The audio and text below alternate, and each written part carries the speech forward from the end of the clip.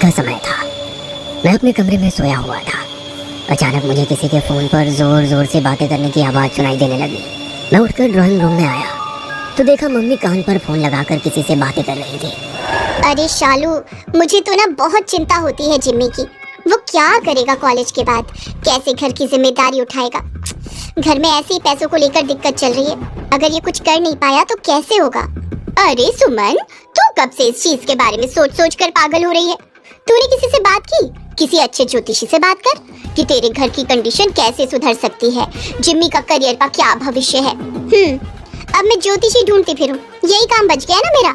अरे पागल, तुझे कहीं नहीं जाना, घर पर ही बैठ और ये ऐप एस्ट्रोटॉक डाउनलोड कर। मुझे खुद ये ऐप एक इंस्टाग्राम पर ऐड देखकर मिली। एस्ट्रोटॉक यानी कि ज्योतिषी, वो भी फोन पे? हाँ जी। अब दिक्कत और सवाल सबकी जिंदगी में होते हैं। किसी को शादी से रिलेटेड, किसी को रिलेशनशिप में, किसी के घर में पैसों की दिक्कत, किसी का कुछ काम नहीं हो रहा। किसी भी दिक्कत के लिए इधर काफी सारे ज्योतिषी हैं। बात कर लो और वो तुरंत तुम्हारे सवाल का जवाब देंगे या तुम्हें सॉल्यूशन बता देंगे। यार ये सही है। सबसे बढ़िया बात, मैं जब खुद अपना घर बनवा रही थी तो बहुत दिक्कत आई थी। तब मैंने यहाँ एक ज्योतिषी प्राची से बात की थी। उनसे मैं कुछ पूछती, उससे पहले उन्होंने सिर्फ डेट ऑफ बर्थ और टाइम मांगा और वो देते ही तुरंत पूछ लिया घर से रिलेटेड कुछ प्रॉब्लम्स चल रही हैं? सिर्फ डेट ऑफ बर्थ और टाइम से? मैं इसमें जिम्मी के बारे में पूछ सकती हूँ और घर के पैसों की दिक्कत से रिलेटेड? अरे कुछ भी। अब देखो, हम सबकी लाइफ में डाउट्स और इश्यूज तो आते हैं ना। कोई रिलेशनशिप में तो उसे ये समझाना होता है कि लॉन्ग टर्म है या नहीं। कोई सिंगल है तो ये समझना होता है कि कब आएंगे रिलेशनशिप में, किसके साथ आएंगे, जॉब कब लगेगी, सेटल कब होंगे।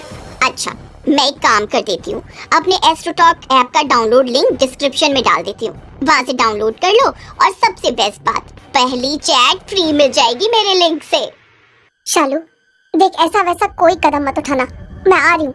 सुन रही है ना तू? मैं आ रही हूँ। मम्मी किससे बातें कर रही हो इतनी रात को? शालू आंटी का फोन आया है, वो बहुत रो रही हैं। कहीं कुछ कर ना ले, मुझे जाना होगा बेटा। मम्मी, शालू आंटी मर चुकी है, वो आपको फोन कैसे कर सकती है? होश में आइए। मैं सच कह रही हूँ बेटा, सच में उनका फोन आया था। मैंने गुस्से में फोन उनके हाथ से लेकर रिसीवर नीचे रख दिया। तभी एक बार फिर फोन की घंटी घंघना उठी। यूं आधी रात को अचानक फोन की घंटी की आवाज सुनकर मैं कांप उठा था। कांपते हाथों से मैंने फोन उठाकर हेलो बोला तो दूसरी तरफ से किसी औरत के सिसकने की आवाज सुनाई देने लगी। फोन मेरे हाथ से छूट गया और मैं पसीने पसीने होकर जमीन पर थप से बैठ गया। फोन का रिसीवर हवा में लटका हुआ था, फिर भी लगातार फोन के बजने की आवाज मुझे सुनाई दे रही थी। उस रात पहली बार मुझे समझ में आया कि रोए रोए में डर महसूस होना क्या होता है। शालू आई थी थोड़ी देर पहले, कह रही थी तू भी मेरे साथ चल। देख, तू उस दिन मुझे लेने नहीं आई, अकेला छोड़ दिया मुझे, लेकिन मैं तुझे अकेला नहीं छोड़ूंगी, अपने साथ ले जाऊंगी। मम्मी की बातें सुनकर मेरी आंखों के आगे अंधेरा छाने लगा था। साल 1898 की बात है। हम अपने बंगले नुमा घर में ठाट बाट से रह रहे थे। पापा का बिजनेस खूब फल रहा था। हमारे घर में किसी भी चीज की कोई कमी नहीं थी। मम्मी की एक सहेली थी शालू आंटी, जो हमारे सामने वाले घर में रहती थी। शालू आंटी अक्सर दोपहर के समय हमारे घर आती और मम्मी के साथ बैठकर घंटों बातें करती। मैं उस समय 12वीं में पढ़ता था। उनकी बातें समझने की ना मेरे पास समझ थी ना ही समय, लेकिन इतना जरूर समझ में आता था कि आंटी अक्सर मम्मी से बातें करते हुए रोने लग जाती थी। रात के समय उनके घर से अक्सर झगड़े की आवाज भी सुनाई देती थी। जब उनके घर से रोने पीटने और झगड़ने की आवाज आती तो मम्मी दौड़कर उनके घर पहुंच जाती और फिर कुछ देर बाद सब कुछ शांत होने के बाद ही लौट कर आती। धीरे धीरे समय बीत रहा था। एक रोज की बात है, दिसंबर की ठंडी रात थी। मेरी छोटी बहन गुड्डी को तेज बुखार था। बाहर हर तरफ कोहरा छाया हुआ था। अचानक रात के 11 बजे शालू आंटी के यहाँ से रोने पीटने की आवाजें सुनाई देने लगी। कुछ देर के शोरगुल के बाद हमारे घर के लैंडलाइन पर घंटी बजी तो मैंने फोन उठा लिया। जिम्मी बेटा, मम्मी से बात करा। मम्मी तो गुड्डी के पास है आंटी, उसे तेज बुखार है। फोन पर भी नहीं आ सकती? आंटी के इतना कहने पर मैंने इशारे से मम्मी को फोन पर आने के लिए कहा तो मम्मी ने मुझे इशारे से फोन रखने के लिए कह दिया। मम्मी के कहे अनुसार मैंने फोन काट दिया। इन मियाँ बीवी का रोज का हो गया है, कोई कितने दिन तक बीच बचाव करेगा। अब मैं अपनी बेटी की तबीयत देखूं या इनकी राम कहानी सुनूं? सुबह सुन लूंगी। कौन सा वो कहीं भागी जा रही है। मम्मी को कोई अंदाजा नहीं था कि आज शालू आंटी ने उन्हें आखिरी बार फोन किया है। कुछ देर बाद उनके घर से जोर जोर से चीखने चिल्लाने की आवाज सुनाई देने लगी। और फिर सब शांत हो गया। उस रात माँ उनके घर नहीं गई। सुबह 5 बजे तक पूरे मोहल्ले में कोहराम मच गया था। यह खबर सुनकर मम्मी को गहरा आघात लगा था। वो अक्सर रातों को उठकर बैठ जाती और दरवाजा खोलकर बाहर की तरफ भागने लगती। जब पापा पूछते कि कहाँ जा रही हो तो कहती शालू मुझे बुला रही है, उसके यहाँ झगड़ा हो गया है, उसे कुछ हो जाएगा, मुझे जाने दो। पापा को यही लगता था कि मम्मी को शालू आंटी को उस रात ना बचा पाने का पछतावा है, इसीलिए वह ऐसे रिएक्ट कर रही है। धीरे धीरे हमारे घर का माहौल बदलने लगा। पापा का चलता हुआ बिजनेस ठप पड़ने लगा। अपने बिजनेस को बचाने के लिए पापा ने जो भी कर्ज लिया था वो भी डूब गया। अब पापा के पास कोई और चारा नहीं बचा था। अंत में उन्होंने अपना मकान बेचने का डिसीजन ले लिया। एक तरफ हमारा मकान जा रहा था, दूसरी तरफ कुछ ऐसा घट रहा था जिस पर यकीन करना मुश्किल था। मम्मी को डिप्रेशन नहीं था, उन्हें वाकई शालू आंटी दिखाई दे रही थी और इस बात का एहसास मैं खुद कर चुका था।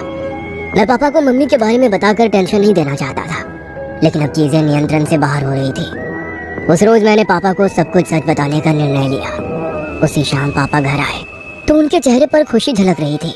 क्या बात है पापा, आज आप खुश लग रहे हैं? बेटा, रमेश अपना बंगला मुझे आधे दाम में देने के लिए तैयार हो गया है। कहता है शालू चली गई, अब वो इस घर में नहीं रहना चाहता, बस जल्द से जल्द यहाँ से दूर जाना चाहता है। बेटा, हमारे लिए इससे खुशी की बात क्या होगी? हमें इसी मोहल्ले में सामने वाला घर मिल गया, वो भी आधे दाम में। हम उस घर में नहीं रहने वाले पापा। मम्मी को शालू आंटी दिखाई देती है, मम्मी की हालत बिगड़ रही है और आप कह रहे हैं हम उसी घर में रहने जाएंगे जहाँ उनकी मौत हुई है? ऐसा कोई घर नहीं जहाँ कोई मरा ना हो, वहम की बातें है ये सब बेटा। और तेरी माँ को डिप्रेशन हुआ है, उसे इलाज की जरूरत है बस। और सबसे बड़ी बात, मैं पैसा दे चुका हूँ, हम कल ही वहाँ शिफ्ट हो जाएंगे। पापा कुछ सुनना नहीं चाहते थे, इसीलिए 2 दिन बाद हम शालू आंटी के बंगले में शिफ्ट हो गए थे। उस बंगले में बिताए हुए दिन मेरे जीवन के सबसे मनहूस दिनों में से एक है। मम्मी की हालत पहले से काफी खराब थी। पापा अपने कमरे में सोए हुए थे, मैं और छोटी मम्मी के साथ कमरे में सोए थे। अचानक आधी रात गए हमें किसी के जोर जोर से चीखने और रोने की आवाज सुनाई देने लगी। ऐसा लग रहा था जैसे कोई किसी को बुरी तरह से मार पीट रहा हो। घबराकर मेरी नींद टूट गई। जब मैं अपने बिस्तर से उठा तो पाया कि बिस्तर पर छोटी बहन और मम्मी दोनों ही नहीं है और पूरे बंगले में अंधेरा पसरा हुआ है। मैंने टॉर्च उठाया और मम्मी और गुड्डी को आवाज लगाते हुए कमरे से बाहर की ओर जाने लगा। बेडरूम से बाहर निकलकर मैं जैसे ही हॉल में आया, वो नजारा देखकर मेरा कलेजा मुंह को आ गया। गुड्डी के बाल बिखरे हुए थे और वो अजीब से डरावने भाव चेहरे पर लेकर घूर घूर कर मम्मी को देख रही थी। मम्मी कमरे के कोने में खड़ी हुई सिसक रही थी। अचानक गुड्डी अजीब ढंग से दीवार पर चलने लगी। मम्मा, ये क्या हो गया गुड्डी को? मम्मा, होश में आओ। गुड्डी नहीं है वो शालू है। ये क्या कह रही हो?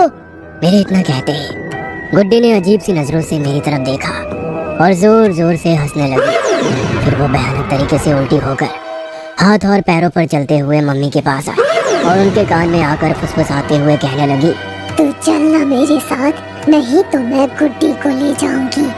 गुड्डी की बात सुनकर मम्मी चक्कर खाकर नीचे गिर पड़ी और मैं डर से बुरी तरह से कांप रहा था।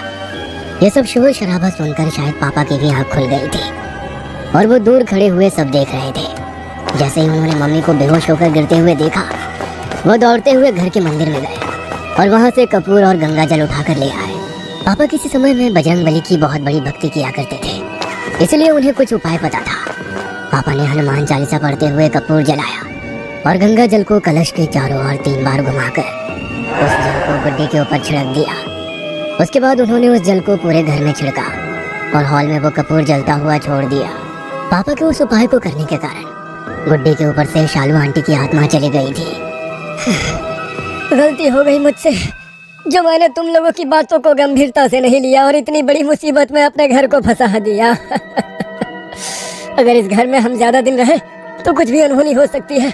यह प्रेत आत्मा बहुत शक्तिशाली है बेटा।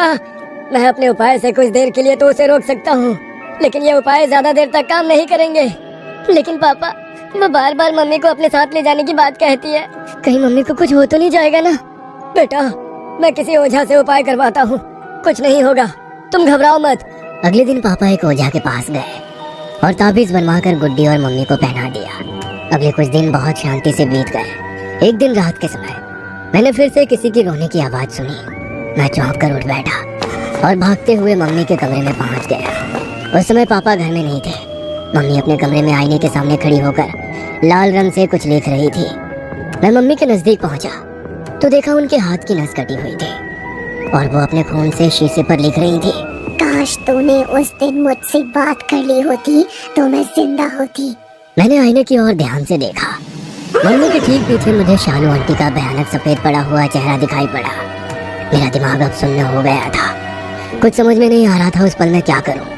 मैं मम्मी मम्मी कहकर जोर जोर से रो रहा था। इससे पहले कि मैं मम्मी को बचाने के लिए कुछ कर पाता, मुझे गुड्डी के चिल्लाने की आवाज सुनाई दी। भैया मुझे बचाओ भैया, भैया। मैं दौड़ते हुए गुड्डी के कमरे में गया। गुड्डी कमरे में लगी हुई बालकनी की रेलिंग के ऊपर खड़ी हुई थी और उसका एक पैर हवा में था। गुड्डी, तुम वहाँ क्या कर रही हो? नीचे आओ बाबू। नहीं गुड्डी बेटा, नीचे नहीं कूदना। मैं गुड्डी के सामने ही गिड़गिड़ा रहा था।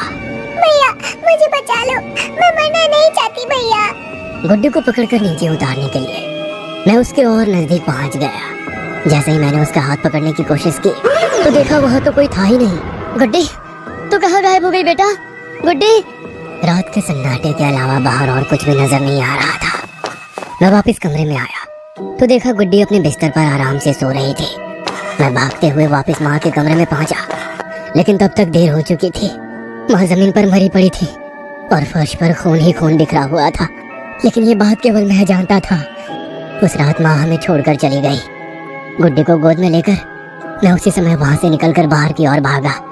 पापा हम सबको उस रात अकेले छोड़कर जाने के अपराध बोध से कभी बाहर नहीं आ पाए और गहरे डिप्रेशन में चले गए। उस काली रात ने हमारे पूरे परिवार को तबाह कर दिया।